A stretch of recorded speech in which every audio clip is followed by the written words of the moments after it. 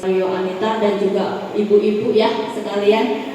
Terima kasih hari ini sudah hadir. Ya, hari ini sangat berbahagia sekali. Hari ini saya turun ke Beting berselang waktu beberapa tahun ya. Setelah ini pembukaan saya datang sekali, udah nggak pernah datang. Hari ini ada kesempatan ya dengan membawai satu lembaga baru lagi untuk Beting ya. Ini khususnya untuk ibu-ibu ya, khusus lembaga pelatihan yang normal dari Damaseka di bawah Kementerian Agama ya. Ini juga usulan dan bekas usulan dan bantuan juga dari Kementerian Agama khususnya di Pembimbas ya. Dari pelatihan life skill ini cocok lah dengan keterampilan saya karena saya udah lama ya kerja di sekolah dan saya ngurusnya di masak ya di kantin. Artinya anak-anak ya kan semuanya tanya di kantin. Kantin saya yang ngurus yang ada di Selapanjang. Nah, jadi ini cocok lah. Saya harap ke depan saya bisa memberikan lebih untuk ibu-ibu ya, khususnya di keterampilan dalam baking. Ya, baking. Tahu kan? Nah, buat roti, buat kue, gulung-gulung, ya, ada lagi di Ambon semuanya ataupun kue basah, kue kering, itu semuanya bisa kita pelan-pelan pelajari. Asalkan ibu-ibu siap ya, setelah saya calling, halo, ada pelatihan, harus luangkan waktu untuk datang. Nah, ini supaya kita lebih mengerti apa itu life skill. Jadi saya ada buat kasih PPT supaya kita bisa lihat bersama, ya. Life skill, keterampilan hidup. Ya, maksudnya keterampilan kita. Ya, untuk mempersiapkan warga belajar akan memiliki keberanian dan kemauan menghadapi masalah hidup dan kehidupan secara wajar tanpa merasa tertekan, kemudian secara kreatif menemukan solusi serta mampu mengatasinya. Oke, next. Kita harus mengerti dulu baru kita belajar apa itu life skill kan.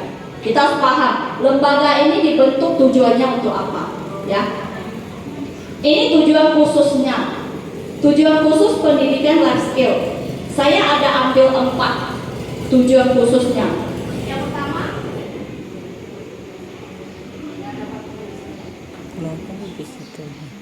tes. Yang pertama memiliki keterampilan. Ya, keterampilan itu banyak. Ya, seperti memasak, membuat seperti memasak salah satu skillnya, terus membuat keterampilan seperti hasil dari bunga-bunga apa itu juga keterampilan. Ya, cocok tanam juga keterampilan.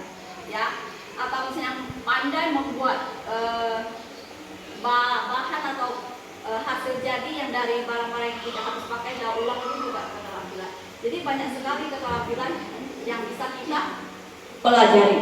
Bukan karena kita sudah berkeluarga, kita sudah berusia, kita sudah sibuk dengan anak, terus kita membiarkan diri kita ini tidak diisi.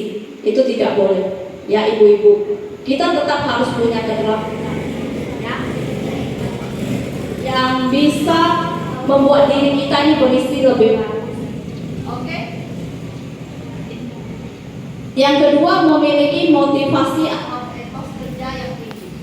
Yang kita, kalau diri kita ini tidak memiliki keterampilan, ya, maka kita tidak akan punya motivasi diri yang untuk supaya kita mau maju ke tahap mana, tujuan kita kemana, tanpa skill kita, ya, tanpa isi. Nah, itu tujuannya untuk memotivasi kita supaya kita bisa bekerja lebih bagus, ya, mendorong diri kita ya.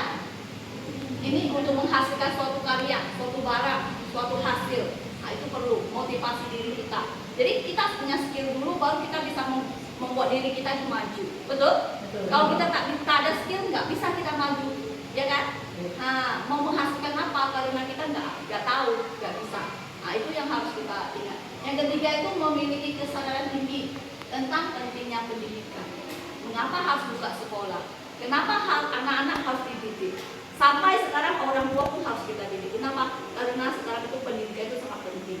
Ya, kita harus memiliki pendidikan, baru kita bisa mengubah hidup kita menjadi lebih baik, lebih bagus. Ya.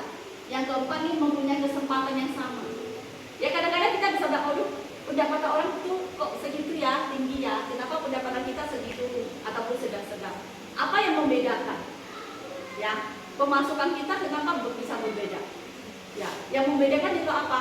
Ya di segi pendidikan, betul? Pendidikan dia tinggi, keterampilan dia bagus, dia banyak bisa. Kita nggak bisa. Nah, itu bedanya. Nah, jadi mempunyai kesempatan yang sama. Jadi pemerintah berusaha kasih skill ke Bapak Ibu supaya kita mempunyai kesempatan yang sama untuk bersaing di masyarakat. Ya, menjadikan keluarga kita, hidup kita, diri kita ini lebih bagus dari tahun kemarin. Ya, itu pelan-pelan pendidikan, bukan hari ini nggak bisa, besok kita langsung hebat, nggak bisa. Harus bertahap, ya, setahap demi setahap. Yang penting ada kemauan. Ya, ibu-ibu bisa ada kemauan, mau bekerja keras, mau berusaha. Ya, semuanya serba bisa. Dulu saya juga tak pandai bikin roti. Ya, saya juga nggak bisa bikin kue, saya juga nggak pandai masak. Tapi setelah berkeluarga mau tak mau saya harus bisa kan? Suami mau makan, anak mau makan, apalagi kami vegetarian. Ya, jadi barang-barang kadang yang beli di luar itu nggak bisa kami makan. Jadi harus pelajari sendiri. Jadi harus belajar. Dalam jangka waktu 14 tahun ini saya banyak belajar. Saya tak pernah membuat diri saya ini santai ya. Ada waktu saya santaikan diri. Maksudnya di rumah ada liburan saya santai enggak. Saya menggunakan waktu liburan ini untuk belajar. Ya, saya mau belajar roti. Oh, ini ada libur 2 minggu nih. Saya praktek di rumah. Ya, saya coba sampai bisa. Nah, atau saya coba tanam, saya nggak bisa. Dari pembibitan sampai sayur besar, kan butuh waktu, butuh jaga.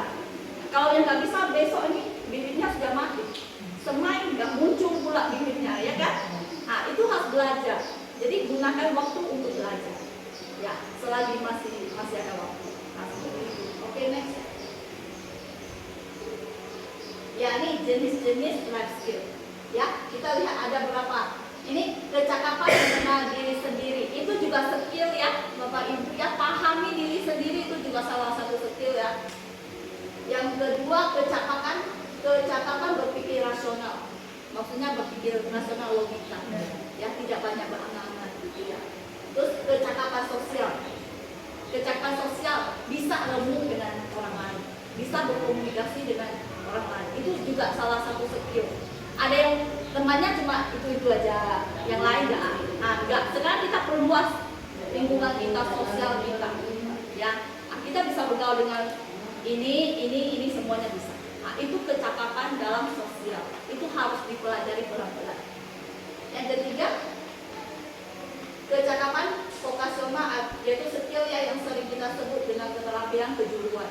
Seperti yang ini memasak, bercocok tanam, ataupun keterampilan membuat segala sesuatu, ya. Nah, itu skill bidang tertentu. Nah, oke, next. Ini dasar. Ada dasar ya. Dasar tahapan dalam mempelajari life skill. Yang pertama, learning to know, belajar untuk memperoleh pengetahuan dulu. Kita tahu dulu, ya. Kita tahu dulu. Yang kedua, belajar untuk berbuat. Kita praktek, berarti belajar untuk berbuat, ya. Yang ketiga, learning to be, belajar untuk menjadi orang yang berguna. Ya, ini sekedar ya, nanti kita jelasin. Yang keempat, learning to live together, belajar untuk dapat hidup bersama dengan Bapak Ibu, kita ini manusia sosial. Kita nggak bisa hidup sendiri, betul? Kita harus hidup berkomunikasi. Ya, dengan keluarga kita ada suami kita, anak kita, ada saudara-saudaranya, betul? Wah, ini biar ada keluar tenaga. Ya, kita lanjut. Jadi yang pertama tahapan ini dulu, kita harus belajar dulu, mengetahui dulu. Ya, seperti nanti kita belajar baking, kita harus tahu bahan apa yang harus kita pakai. Terus bahan ini untuk apa, ini untuk apa, ini untuk apa, supaya hasilnya lebih bagus. Ya, itu penting. Nah, ini sekedar. Jadi yang kedua itu praktek. Ya, praktek langsung. Nah, langsung bekerja, langsung berbuat supaya menghasilkan. Nah, oke, next. Habis. Nah, itu bahan kita sekilas saja, ya, supaya kita lebih mengenal apa itu life skill, ya, apa itu keterampilan, kenapa harus ada skill untuk diri kita, ya. Jangan bilang saya nih udah tua, ya jangan merasa diri kita ini udah tua tidak perlu belajar. Ya kita belajar sampai kita nggak bisa belajar. Itu intinya ya.